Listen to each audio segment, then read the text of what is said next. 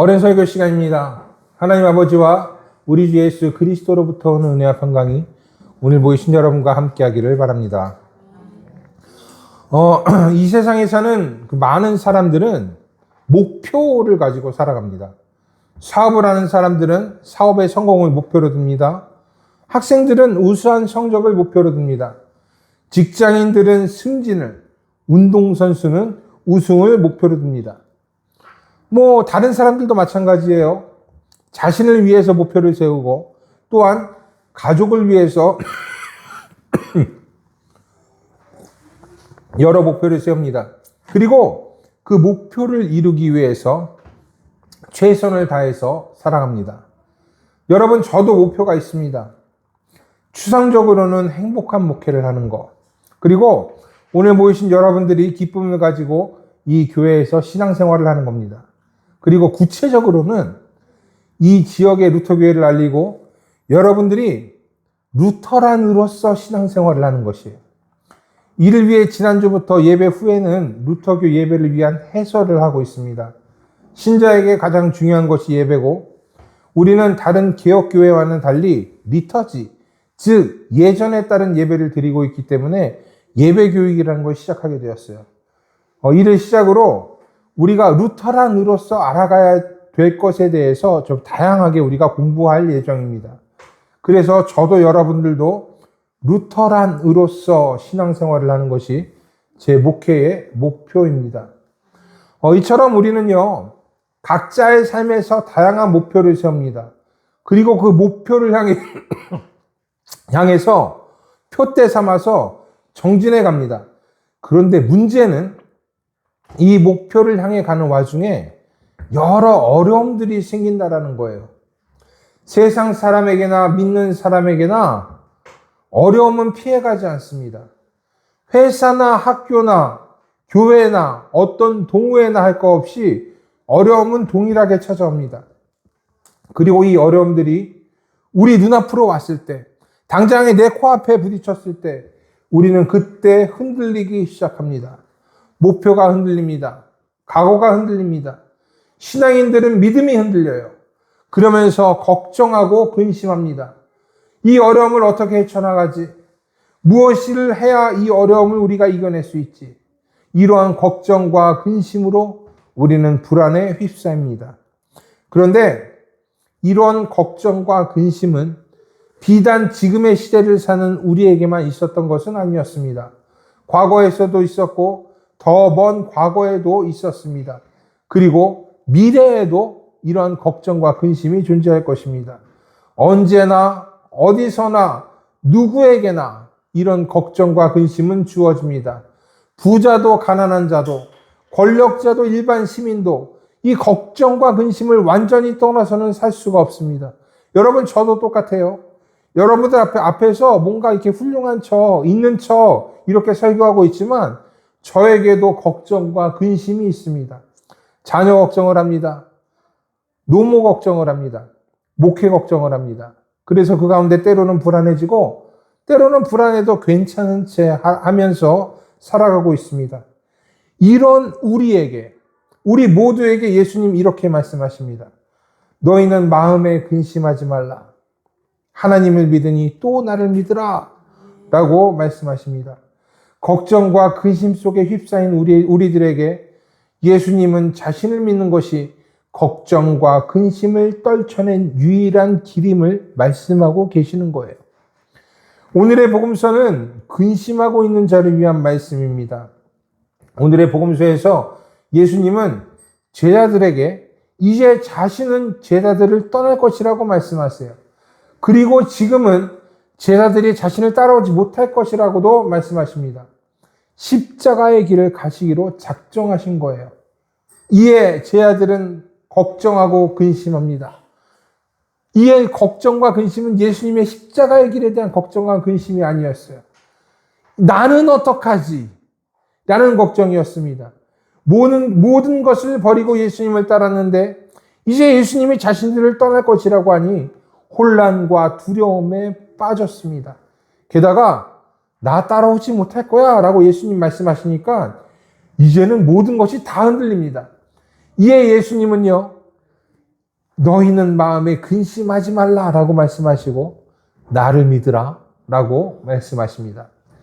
이 말씀 단순한 위로의 말씀이 아니에요. 근심하는 자를 질책하는 말씀도 아닙니다. 근심 속에 있는 제자들에게 무엇이 불안한 미래에 대한 확실한 대안인가? 이것을 말씀해 주시는 거예요. 믿음. 이것이 제자들이 근심과 걱정을 떨쳐낼 유일한 길이었습니다. 어떻게 보면 이 믿음이라는 것이 참 막연해 보입니다. 뭘 믿으라고 하는 거야? 라고 이렇게 생각하면서 이거 아리송한데? 믿음이 뭐지? 라고 생각이 됩니다.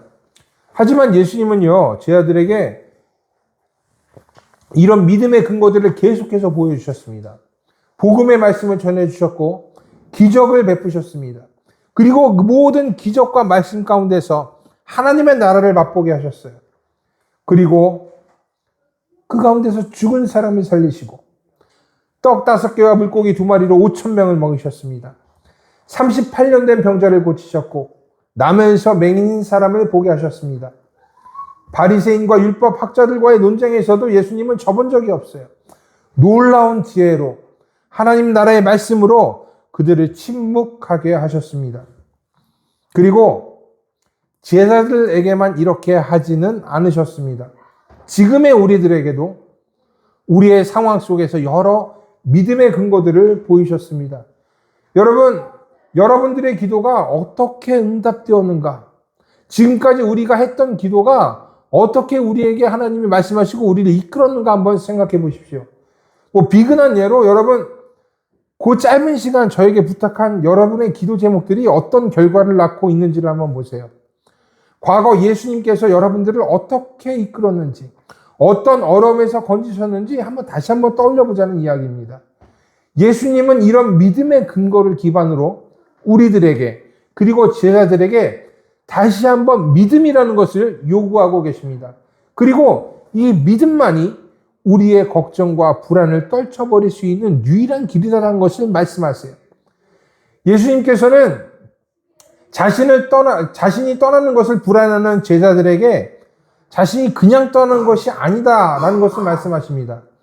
그저 이별하는 것이 아니라 제자들을 위해 거처를 준비하기 위한 이별이라고 말씀하십니다. 예수님의 떠나심은 하나님 나라를 약속해 주기 위한 것이에요. 거처를 예비하기 위한 것입니다. 어떤 사람은 이거 보면서 이거 무슨 소용이냐라고 말할 것이에요. 당장 지금 내 사정이 죽겠는데 먼 미래에 올 하나님의 나라가 지금 나랑 무슨 상관이야?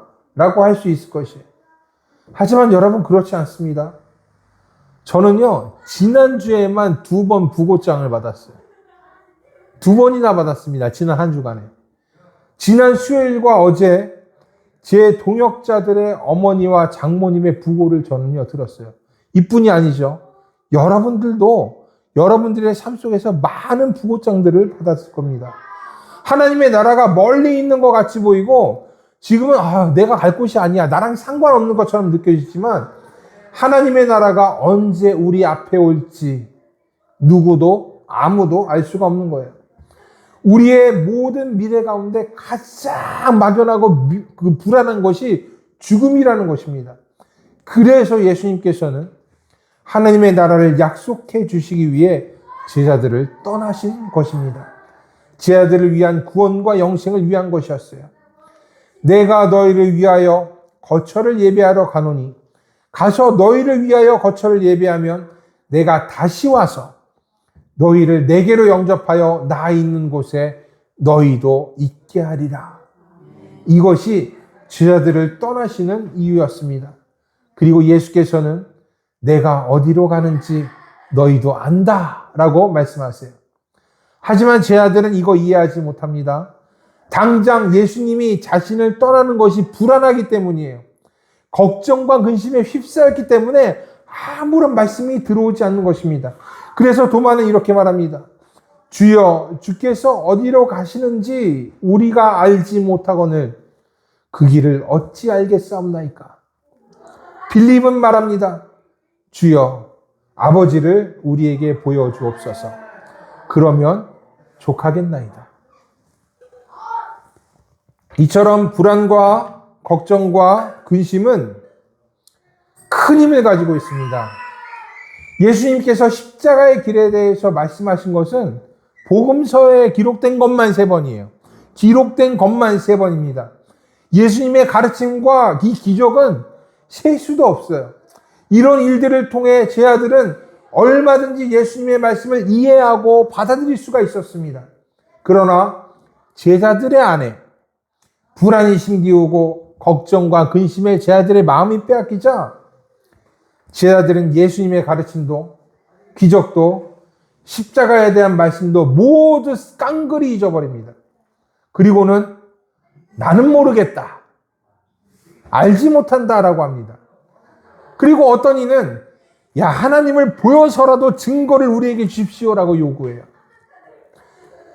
여러분, 우리는 어떻습니까? 우리도 비슷하죠.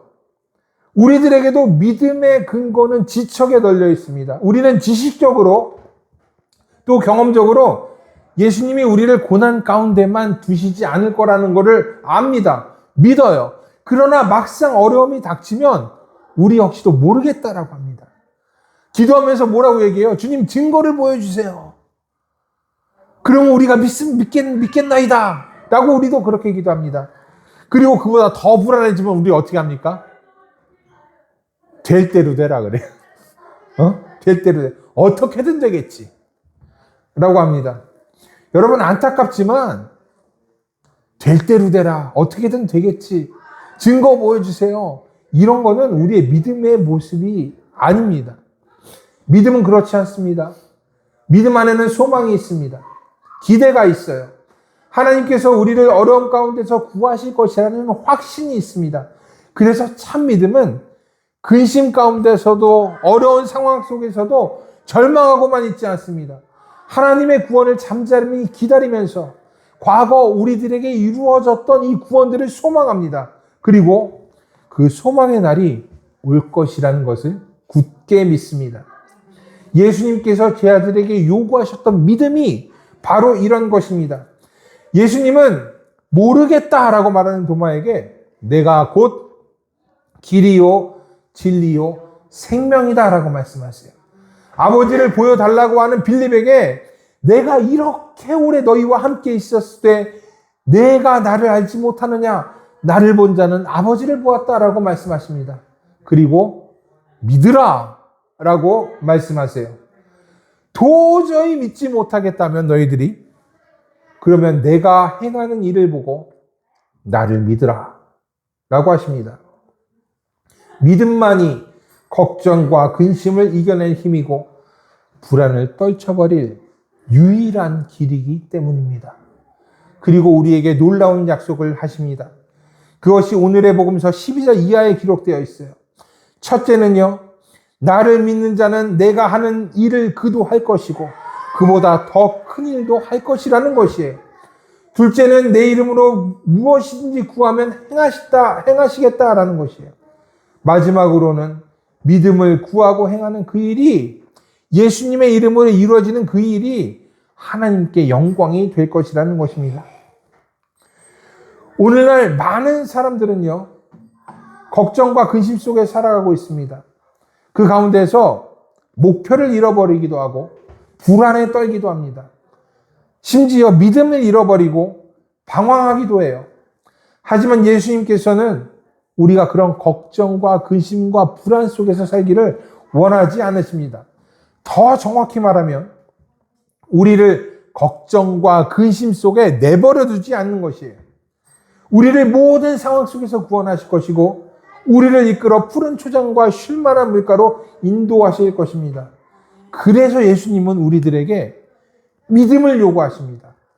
믿음이 걱정과 근심을 이길 유일한 길이기 때문이에요. 믿음만이 우리에게 평안을 가져오기 때문입니다. 믿음만이 하나님이 하실 일들을 기대하고 보게 하는 거예요. 믿음은 바라는 것의 실상이요 보이지 않는 것의 증거라고 하셨어요. 믿음만이 우리를 하나님의 나라로 이끌 것입니다. 예수님 우리에게 말씀하십니다. 너희는 마음에 근심하지 말라. 하나님을 믿으니 또 나를 믿으라.